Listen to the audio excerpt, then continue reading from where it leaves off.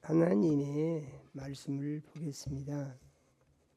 하나님의 말씀은 마태복음 28장 1절에서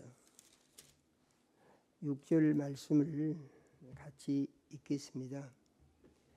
마태복음 28장 1절에서 6절 말씀을 같이 읽습니다. 같이 읽겠습니다. 안식일이 다 지나고 안식 후 첫날이 되려는 새벽에 막달라 마리아와 다른 마리아가 무덤을 보려고 갔더니 큰 지진이 나며 주의 천사가 하늘로부터 내려와 돌을 굴려내고 그 위에 앉았는데 그 형상이 번개 같고 그 옷은 눈같이 익은을 지키던 자들이 그를 무서워하여 떨며 죽은 사람과 같이 되었더라. 천사가 여자들에게 말하여 이르되 너희는 무서워하지 말라. 십자가에 못 박히신 예수를 너희가 찾는 줄을 내가 아노라. 그가 여기 계시지 않고 그가 말씀하시던 대로 살아나셨느니라. 와서 그의 누우셨던 곳을 보라. 아멘. 하나님 우리 아버지, 우리 구주 예수님 사망 권세 이기고 3일 만에 부활하신 부활주일에 사랑하는 자녀들을 예수님 피로 사신 전에 모시고 부활주일 예배를 드리게 하시며 영혼 초청잔치 예배를 드리게 축복하신 은혜를 감사드립니다.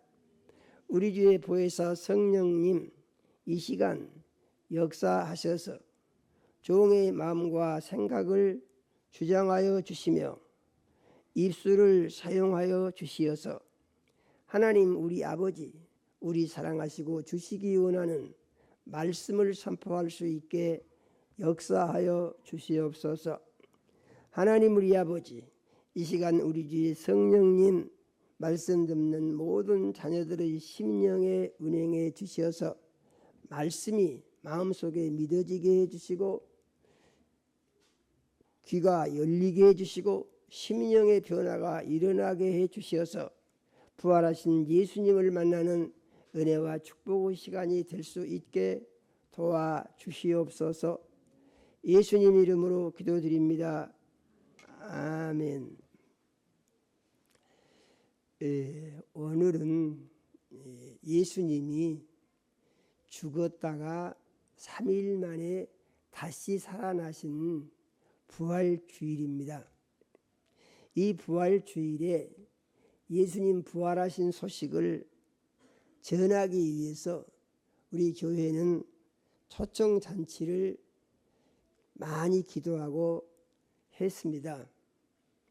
초청잔치 하는데 초청에 오겠습니다 하고 정해진 사람들이 45명이었어요. 그런데 오늘 초청하신 분들 중에서 2분이 오셨어요. 할렐루야. 아니 왜 2사람밖에 안 왔습니까? 이렇게 생각할 수도 있는데 하나님은 한 영혼이 천하보다 귀하다 이렇게 말씀하셨습니다. 그래서 한 사람이 천하보다 귀하다 그러한 의미의 말씀입니다. 초청되어 오신 분들이 못 나오셨다고 하더라도 초청하시느라고 수고들 많이 하셨습니다. 또 초청해 가지고 오신 분들은 정말 수고 많이 하셨고 감사드립니다. 또 초청되어 오신 분들 참으로 귀하신 분들을 하나님께서 보내주셨는데 이 시간 귀를 여시고 말씀을 들어보시면서 제가 전해드린 말씀은 전부 사실적인 것입니다. 이것은 거짓이 없다는 얘기죠. 그리고 믿으면 자기 속에 변화가 일어나고 큰 복을 받는 귀한 말씀입니다. 오늘 여기 나오시게 된 것은 누가 나를 가자고 해서 나왔다, 이렇게 생각을 하실 수가 있습니다. 그거 맞습니다. 그런데 하나님의 말씀을 보게 되면은 하나님은 아무나 부르시지 아니하시고 하나님이 선택해 놓은 자녀들을 부르신다 그랬습니다. 그러므로 오늘 나오신 분들은 내가 하나님으로부터 이미 선택을 받고 있었구나, 꼭 이렇게 생각을 해 주시기 바랍니다. 그래서 하나님의 선택을 내가 이미 받은 사람이었는데 내가 아는 아무개 씨가 그 선택받은 나를 하나님으로 말미암아서 불러주셨다, 이렇게 믿으시면 참 좋을 것입니다. 할렐루야예요. 예수님이 이제 이 세상에 오셔서 놀라운 일을 하셨습니다. 예수님이 하신 일을 보게 되면은 사람들이 가지고 있는 모든 문제들을 다 해결해 주셨는데 그 중에서 가장 큰 일은 죄의 문제를 해결해 주신 것입니다. 그래서 하나님은 모든 사람들의 죄의 문제를 다 해결해 주셨어요. 죄에 대해서 얘기하게 되면은 사람들이 두 가지 반응을 보일 수가 있습니다. 한 사람은 내가 살다 보니까 죄를 지었습니다, 이렇게 생각할 수가 있는데, 또 다른 사람은 나는 죄를 안 지었습니다, 또 이런 반응을 보일 수도 있습니다. 죄를 안 지었다고 하는 사람들은 어떤 사람들이냐 하면은 양심적으로 산 사람들이에요. 나는 남을 해롭게 한 적도 없고 남을 어렵게 한 적도 없고 손해를 끼친 적이 없고 또 세상 법률에 의해서 그렇게 내가 죄를 지어서 어디를 갈 만한 그런 것을 한 적이 없습니다. 그러니까 죄가 없습니다. 그건 맞죠. 그런데 하나님은 왜 죄인이라고 하시냐 하는 것에 대해서 잠시 생각을 해보도록 하겠습니다. 예수님이 말씀하신 것을 보니까 요한복음 16장 9절에 이렇게 말씀을 하셨습니다. 죄에 대하여라 하면 그들이 나를 믿지 아니함이요, 이렇게 말씀하셨어요. 그러니까 예수님이 말씀하신 죄에 대한 정의를 보게 되면은 예수님을 안 믿으면은 그것이 죄가 된다는 것입니다. 그것이. 그러면은 예수님을 안 믿으면 죄가 되는 이유가 무엇이냐 하는 것인데, 하나님께서 은혜를 주시는데요, 하나님의 은혜가 두 가지가 있습니다. 하나는 보편적인 은혜고 또 하나는 약속된 은혜입니다. 그래서 보편적 은혜와 약속된 은혜가 있는데, 보편적 은혜는 무슨 은혜냐? 사람이면은 누구든지 똑같이 받는 은혜예요. 너는 예수를 믿으니까 주고 너는 예수를 안 믿으니까 안 주고, 이게 아니고 똑같이. 그래서 하나님이 어떻게 똑같이 은혜를 주신 거 보니까 하나님이 햇빛을 주시는데 의인의 밭에도 주시고 악인의 밭에도 주신다고 했습니다. 하나님이 비를 내리시는데 의인의 밭에도 내리시고 악인의 밭에도 내리신다고 했습니다. 그러므로 세상 사람들은 하나님의 은혜를 다 받고 산다, 그런 말이죠. 그러면은 하나님의 은혜라는 것이 무엇이냐 하는 것인데, 그것은 하나님이 우주와 만물을 다 만드셨다는 것이에요. 우리 믿음은 여기서부터 시작이 되는 것입니다. 그래서 해와 달과 별을 하나님이 다 만드시고 또 1년 365일을 만드시고 또 하나님께서 모든 사람을 다 만드시고 하나님께서 우리가 숨쉬는 공기도 만드시고 우리가 먹고 사는 일체의 음식물도 그 재료도 식물적인 것들 하나님이 다 만드시고, 그래서 모든 사람들은 하나님의 은혜로 산다, 그런 말입니다. 예수 안 믿고도 건강하게 사는 사람들 많이 있습니다. 그러면은 이 건강은 어디서 오는 것이냐? 하나님이 생명을 주셔서 하나님의 주신 생명의 은혜로 사람들은 건강하게 살 수가 있게 된다. 하나님은 이렇게 말씀하신 것이에요. 그래서 이 하나님의 말씀을 보니까 답이 어떻게 나옵니까? 사람들은 누구나 할 것 없이 똑같이 다 하나님의 전적인 은혜로 산다, 그런 말이에요. 이거 우리는 꼭 믿어야 되는 것입니다. 그런데 사람들이 생각을 어떻게 하느냐? 그렇게 생각하지를 않고 해가 뜨는 것, 비가 오는 것, 또 식물이 자라는 것, 음식물이 나오는 것, 먹고 사는 것, 숨 쉬는 것, 물을 마시는 것, 내가 건강하게 사는 것, 이 모든 것은 자연적인 이치에 의해서 된 것이다. 이렇게 하나님하고 아무 상관이 없이 된 일이라고 이렇게 생각하고 산다, 그 말이죠. 더 큰 문제는 무엇입니까? 이것이 진실로 그러하다고 아주 학문적으로 교과서를 통해서 교육까지 시킨다, 그런 말이죠. 그러니까 사람들이 죄인으로 살 수밖에 없도록 사회적인 구조가 그렇게 되어 있는 것이에요. 그래서 이제 하나님은 말씀하시기를 하나님의 은혜로 사는 사람이 하나님의 은혜를 모르고 저절로 된 것이라고 하면서 하나님께 영광을 돌리지 않고 사는 이러한 사람들을 가리켜서 다 죄인이다 그러신다는 사실을 우리는 믿어야 하는 것입니다. 그러면은 이 죄인들이 나중에 어떻게 되느냐? 죄인들은 세상에 살면서 사는 모습은 여러 가지로 나타나지만은 결국은 죽게 된다는 것이죠. 그래서 이 세상에서 영원히 사는 사람은 한 사람도 없습니다. 다 죽습니다. 문제가 무엇이냐 하면은 많은 사람들은 죽으면 끝이다 이렇게 생각하는 사람들 많이 있어요. 그런데 하나님의 말씀을 보니까 죽음은 끝이 아니고 이 세상 사는 것은 잠깐이고 영원한 세상이 있다, 그런 말입니다. 영원한 세상. 그런데 그 영원한 세상이 예수를 믿으면 구원을 받고 하나님의 나라에서 영원히 기쁘고 영원히 행복하게 최고의 삶을 살게 된다고 가르쳐 주시고 이것을 가르쳐서 천국이다 이렇게 말씀하시는 것입니다. 그런데 예수를 안 믿게 되면 어떻게 되느냐?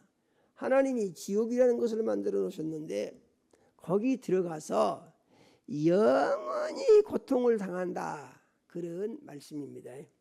그래서 이 세상 사는 것은 순간 이 찰나 같은 것이고 다음 세상은 영원히 변하지 않는 세상이 있는데 이 세상에서 예수를 믿느냐 믿지 않느냐에 따라서 영원한 세상이 결정이 된다, 그런 말이죠.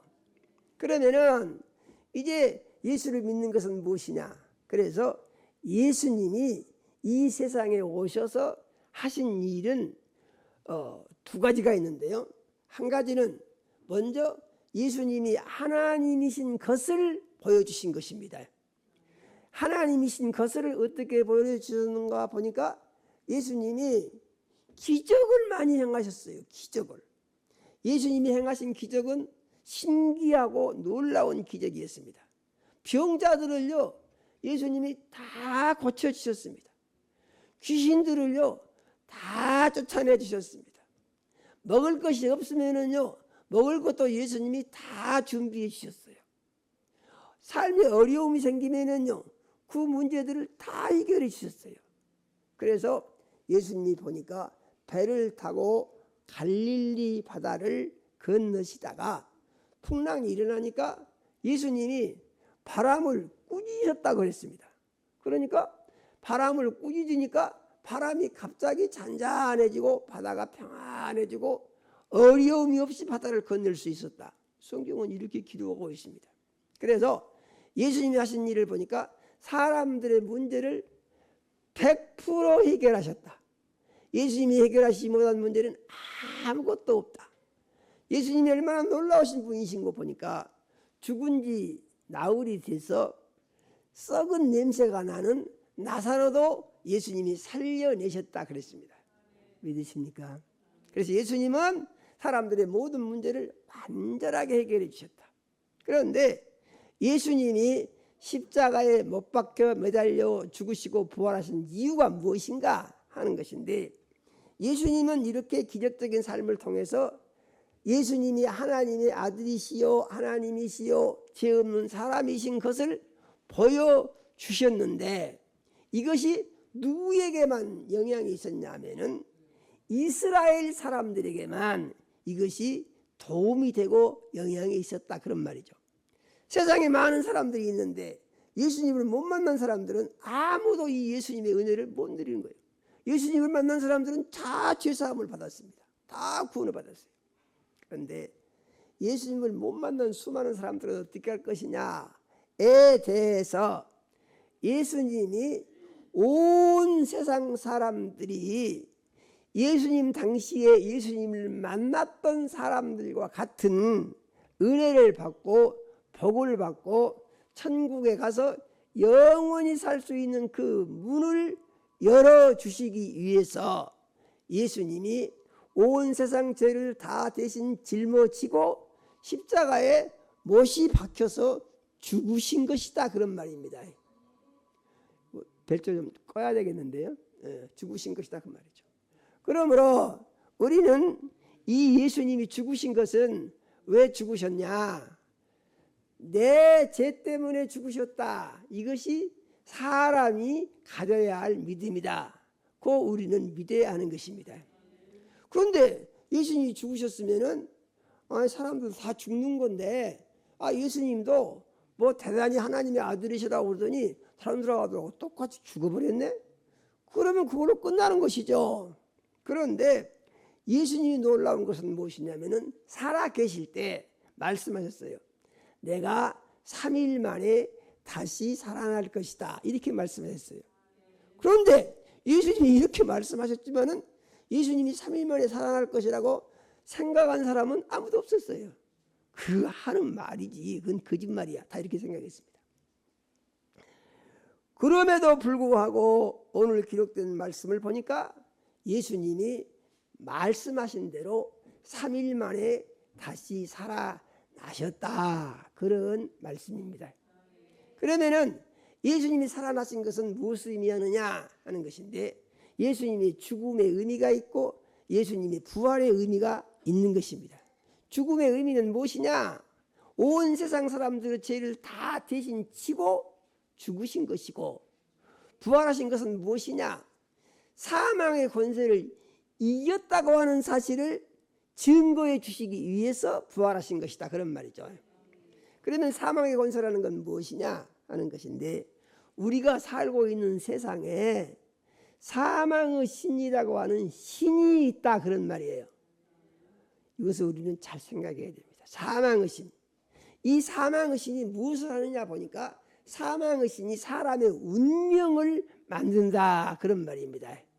그래서 이 예수를 안 믿는 사람들은 사망의 신이 만들어 오는 법칙인 운명의 굴레에 매여서, 그래서 거기에 매여서 살다가 다 죽어서 지옥에 갈 수밖에 없다는 얘기죠.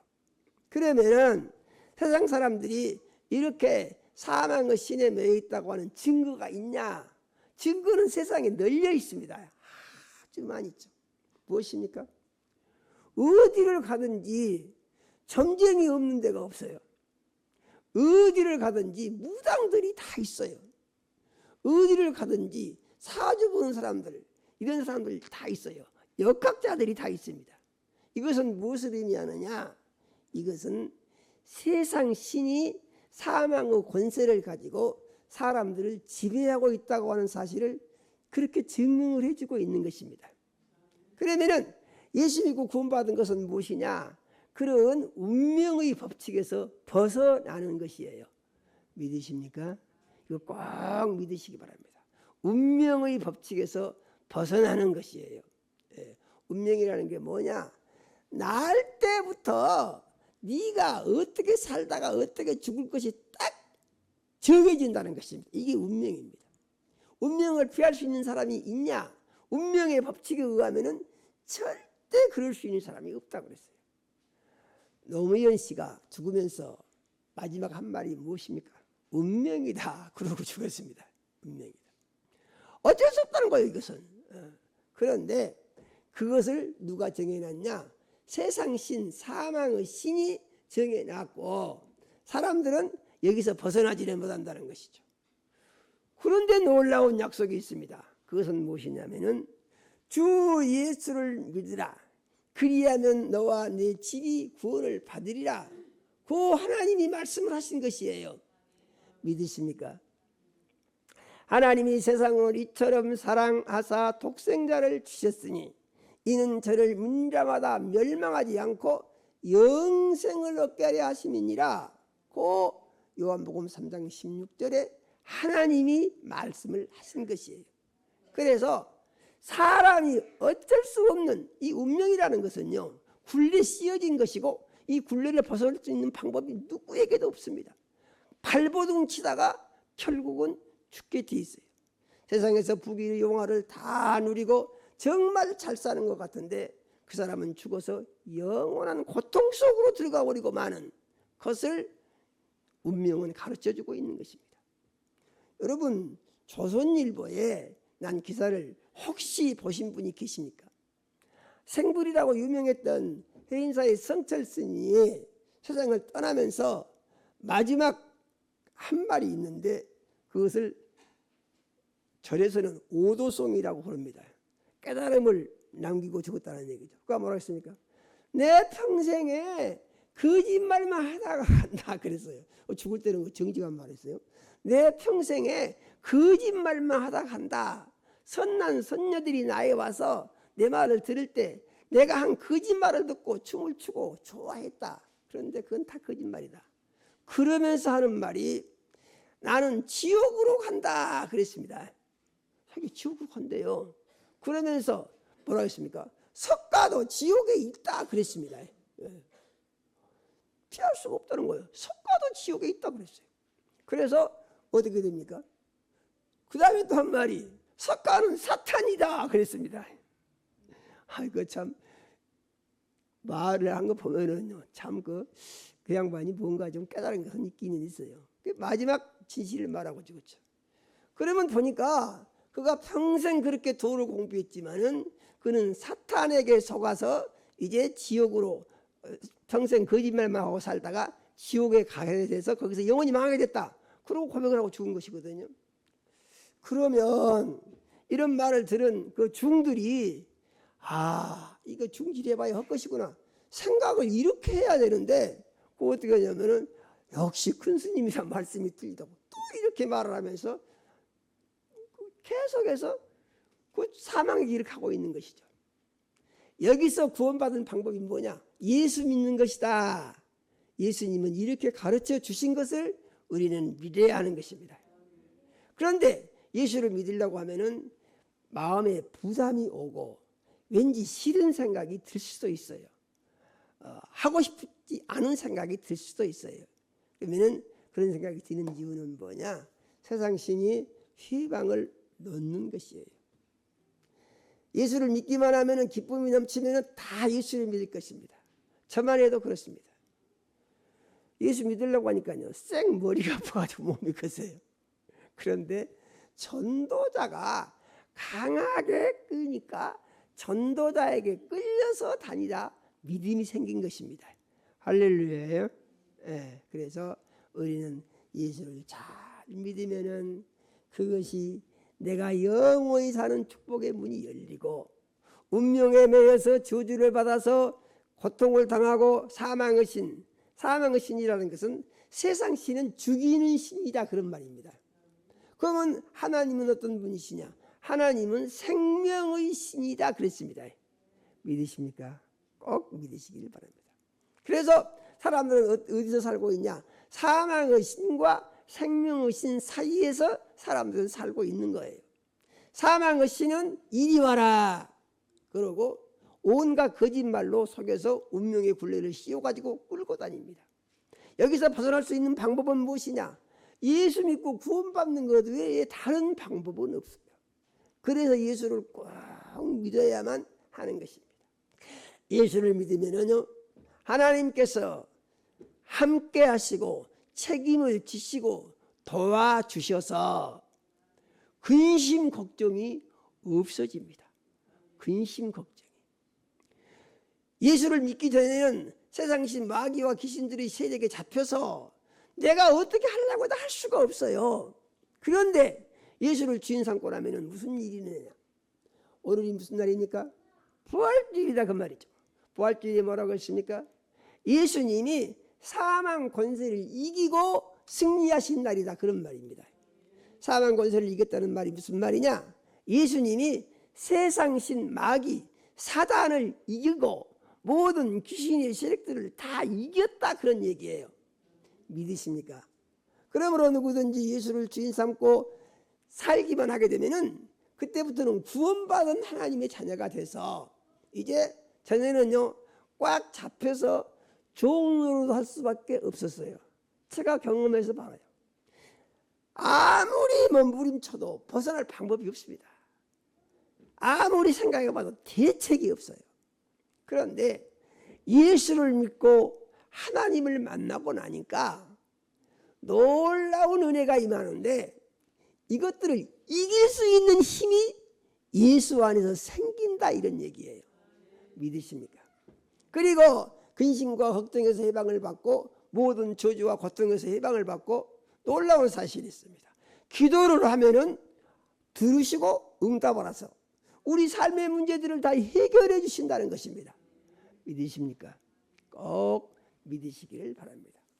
오늘 초청되어 오신 분들 참 잘 오셨습니다.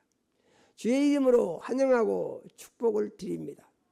그리고 오늘 예수님을 꼭 믿으시는 변화가 일어나시기를 바랍니다. 그래서 하나님의 자녀로의 신분의 변화가 일어나고 세상 신의 운명의 굴레에서 벗어나 하나님을 아버지라고 부르면서 기도하면은 응답을 받고 삶의 문제를 해결받으며 하나님께서 천군 천사를 보내서 도와주신다고 그랬어요. 오늘 말씀을 보니까 천사가 와서 예수님 무덤 문을 옮겼다 그랬습니다. 천사가 예수님을 도우신 것과 같이 예수 믿는 사람을 또 항상 도울 준비를 하고 도와주신다는 사실을 우리는 믿어야 됩니다. 그래서 예수를 믿고 구원을 받으면은 그때부터 놀라운 새로운 문이 열리는 것이에요.